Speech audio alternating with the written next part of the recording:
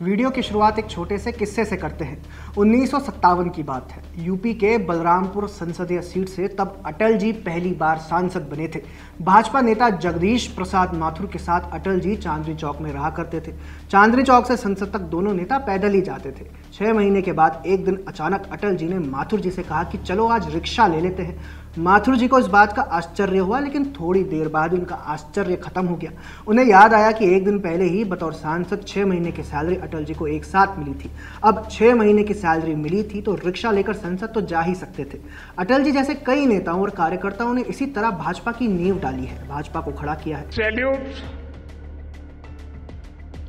आपके परिश्रम को।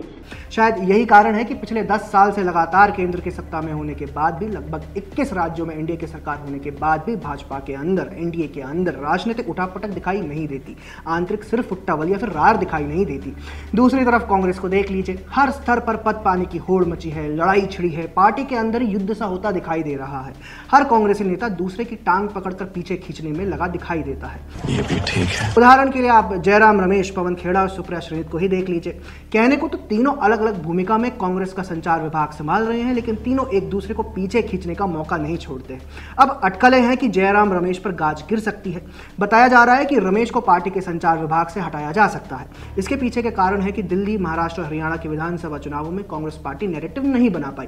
ऐसे में जैसे ये खबरें आई कि जयराम रमेश से संचार विभाग छीना जा सकता है, उसके साथ ये भी अटकलें लगाई जाने लगी कि विभाग की जिम्मेदारी किसे मिलेगी, पवन खेड़ा या फिर सुप्रिया श्रीनित। याद रखिए, इन तीनों नेताओं के बीच लंबे समय से अनबन की खबरें आती रही हैं।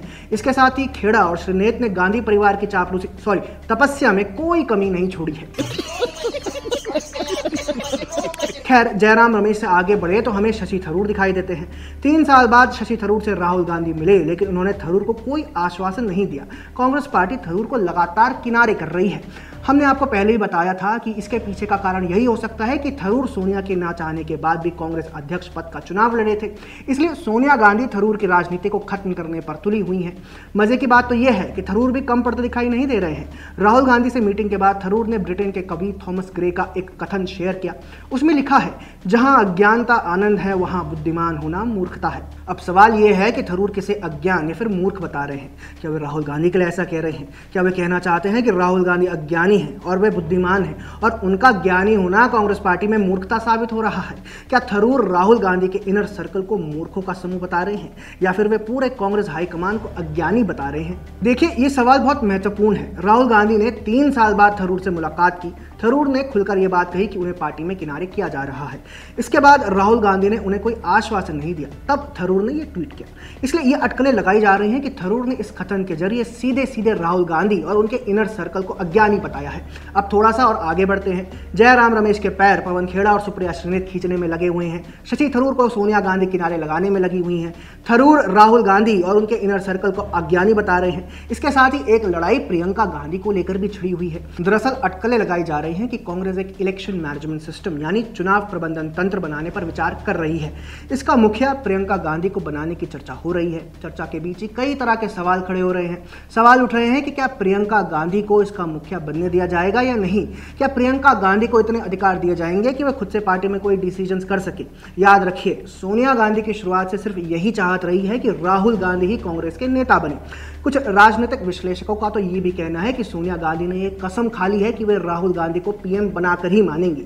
वैसे सोनिया गांधी के प्रयासों को देखते हुए इसे तीसरी कसम कहना उचित होगा। जी हाँ, वही तीसरी कसम जो फणीश्वर नाथ रेणु के उपन्यास मारे गए गुलफाम का नायक हीरामन खाता है।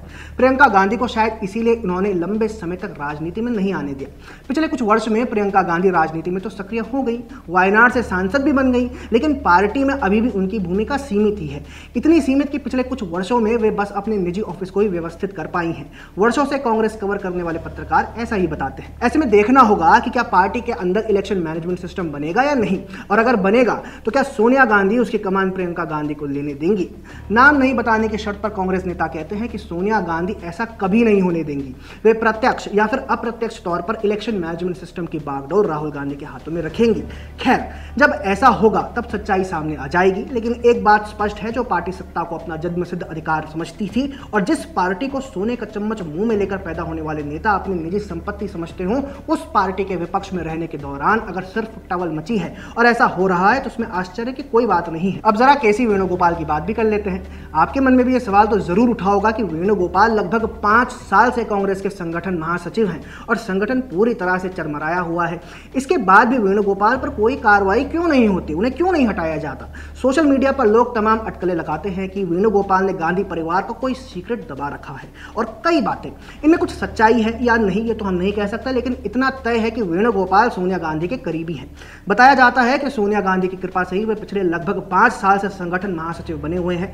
इसके पीछे कारण यह है कि सोनिया गांधी नहीं चाहती है कि कांग्रेस में राहुल गांधी के लिए कोई नेता मुसीबत बने। इसके पीछे उद्देश्य वही है, सोनिया गांधी को अपनी तीसरी कसम पूरी करनी है।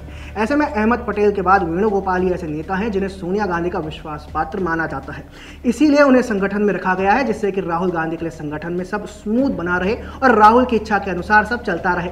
यही कारण है कि लगातार चुनाव हारने के बाद भी, कई कांग्रेस नेताओं के बार बार कहने के बाद भी, ऊपर से लेकर नीचे तक कांग्रेस का संगठन खत्म होने के बाद भी वेणुगोपाल के ऊपर कोई कार्रवाई नहीं की जाती।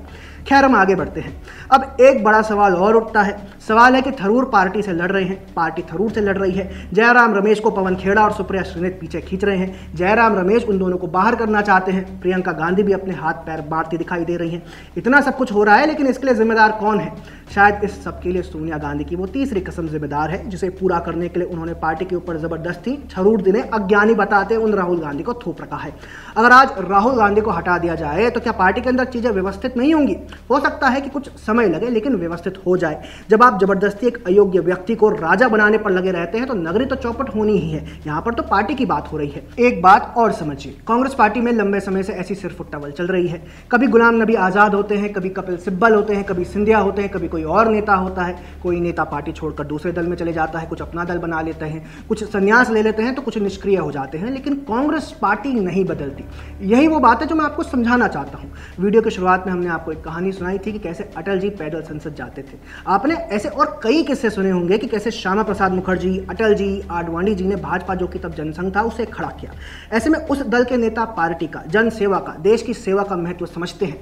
लेकिन जिन लोगों को पार्टी विरासत में मिली है, जो सिर्फ इसलिए नेता है क्योंकि उनके पिताजी नेता थे, जो अपने जिसे अयोग्य बताया जाता है, उस बेटे को प्रधानमंत्री बनाने के लिए कसम खाकर बैठेंगे।